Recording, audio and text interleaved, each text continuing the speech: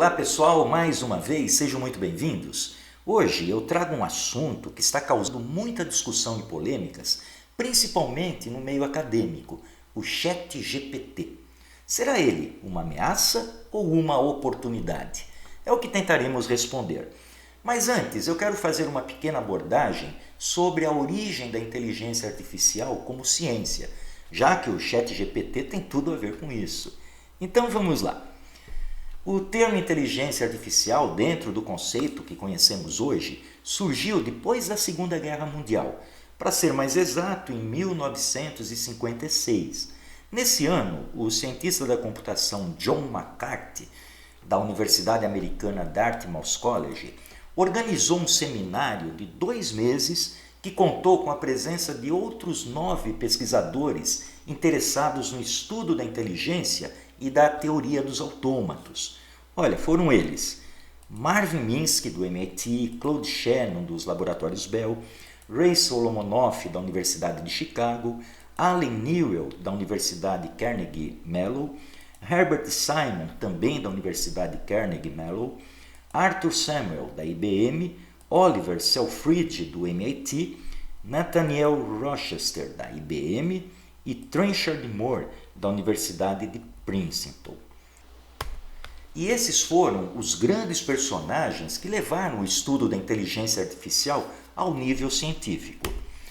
Bem, o objetivo desse seminário era estudar os aspectos da aprendizagem e das características da inteligência humana de forma que se pudesse descrevê-los com a precisão necessária para viabilizar a sua implementação por meio de máquinas.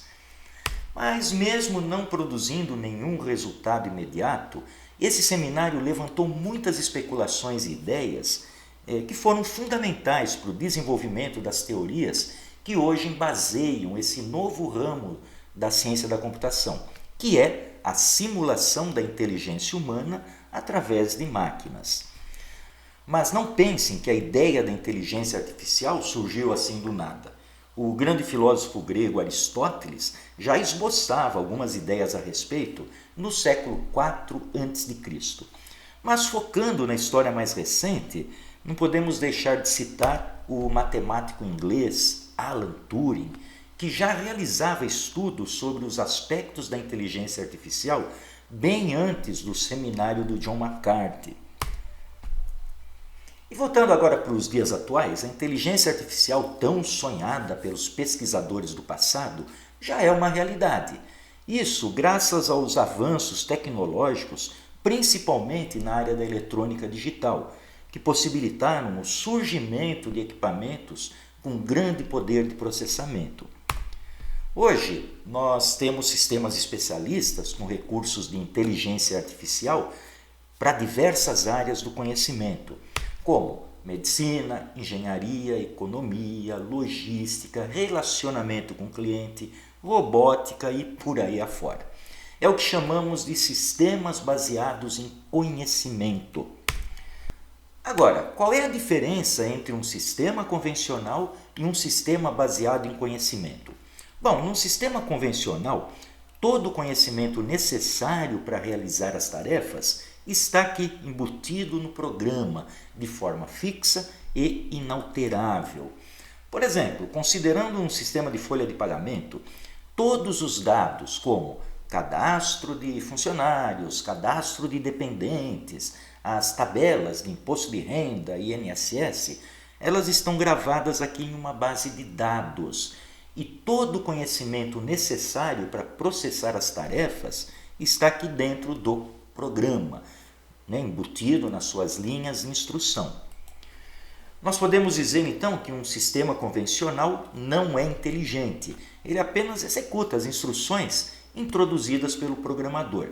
Agora, por outro lado, um sistema baseado em conhecimento, ao invés de possuir uma base de dados tradicional, ele possui uma base de conhecimento.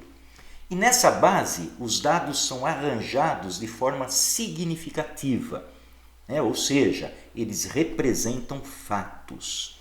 E ainda, dentro dessa mesma base, são introduzidas as regras e as estratégias para que esses fatos possam ser trabalhados.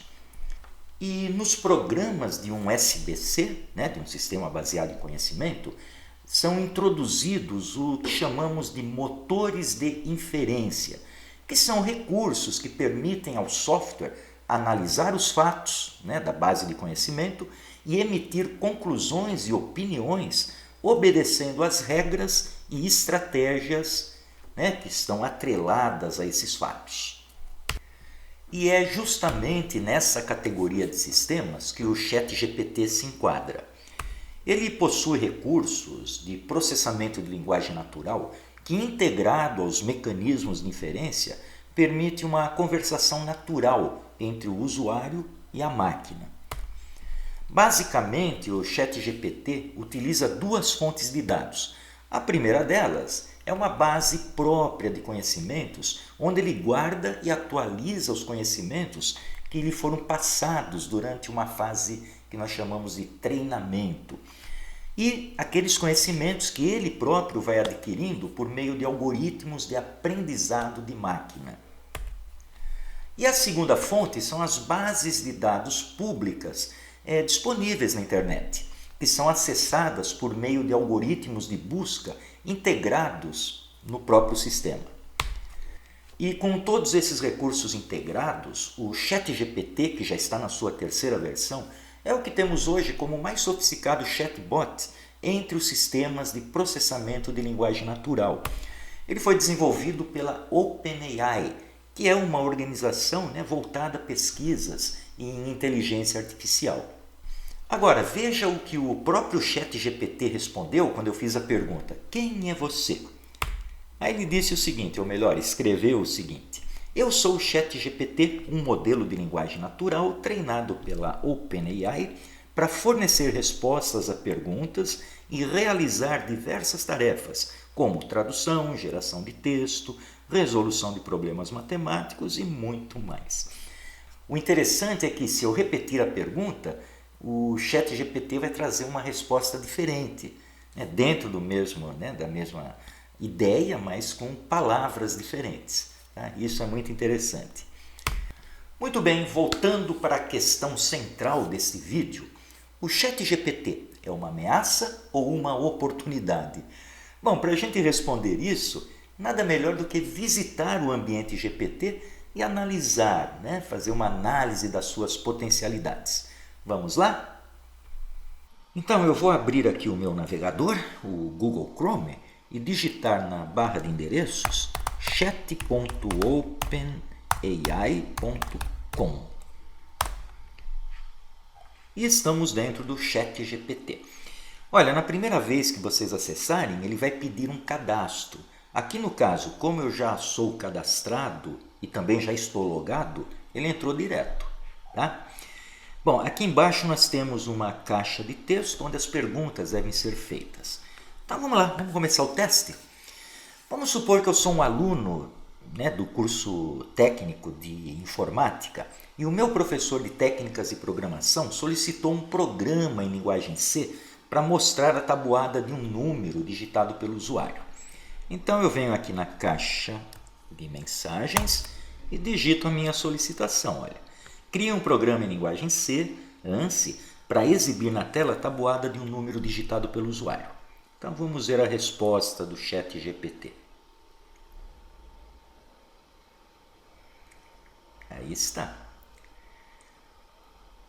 Então ele colocou aqui, olha, claro, aqui está um programa em linguagem C ANSI para exibir a tabuada de um número digitado pelo usuário. E me dá o código aqui, olha, e aparentemente é um código perfeito. Tá? Podemos até fazer um teste, olha. Eu vou copiar esse código e vou abrir aqui o meu DevC++, tá? Que é o meu ambiente de desenvolvimento de linguagem C. Aí eu vou dar um Ctrl N para abrir um novo arquivo e um Ctrl V. Pronto. Copiei o código aqui gerado pelo GPT. Agora vamos ver se funciona, vou compilar. Vou gravar ele aqui como C normal, o C ANSI. Tá aqui. Salvar. E ele está rodando, olha. Ó, digite um número inteiro. Vou digitar lá 5. E ele me deu aqui, olha, a tabuada do número 5. É justamente o que eu preciso. Muito bom. Então vamos fechar isto. Olha, aqui no chat ele ainda dá a explicação do código. Né? Então, o programa começa pedindo ao usuário para digitar um número inteiro. Em seguida, ele usa a função scanf, blá blá blá. Ou seja, ele, né, dá toda a explicação necessária aqui. Tá? Que grande oportunidade, né, para o aluno. Vamos pensar numa outra situação. Imagine que um professor de matemática peça para um aluno calcular as raízes, né, de uma equação do segundo grau. Aí o aluno, deixa eu pegar aqui que fica mais fácil, né? Aí o aluno pode escrever o seguinte: calcule as raízes da equação do segundo grau e digita a equação. Aqui no meu caso, menos 3x ao quadrado mais 2x mais 1. Então vamos ver aqui qual será a resposta do chat GPT. Então já começou, olha. Para calcular as raízes da equação do segundo grau, podemos usar a fórmula de Bhaskara. Então ele até dá, né, os comentários e as explicações necessárias. Olha, ele está calculando, passo a passo.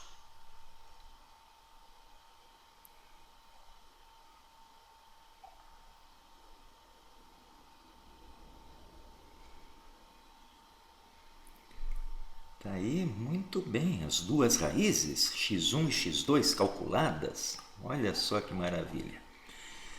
Outra situação. Agora, imagine um aluno de 7ª série que precisa fazer o resumo do livro O Meu Pé de Laranja Lima, né, do José Mauro de Vasconcelos.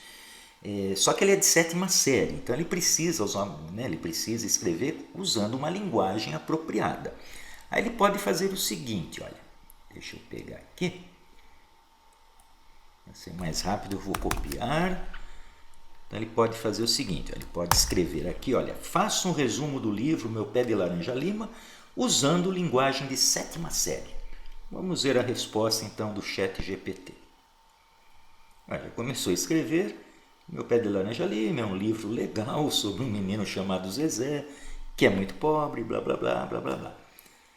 Olha, usando uma linguagem de 7ª série, ele está escrevendo, né, redigindo para o aluno esse resumo. Agora, uma coisa interessante é que mesmo que o professor saiba que o aluno usou o chat GPT ou, né, que tem alguma desconfiança, ele não vai ter como provar. Né? Mesmo que o professor entre lá no chat e faça a mesma pergunta que o aluno fez, ele vai obter uma resposta diferente, né? Com outras palavras, outros detalhes. E assim fica difícil de não aceitar o trabalho do aluno. Olha, oportunidade para o aluno, ameaça para o professor. Então vamos lá, continuando. Vamos agora fazer alguma pergunta um pouquinho mais técnica, né? Suponha que eu precise, com urgência, criar um programa em linguagem C para controlar um motor de passo usando um microcontrolador PIC. Então eu preciso desse código com urgência, né? Por algum motivo.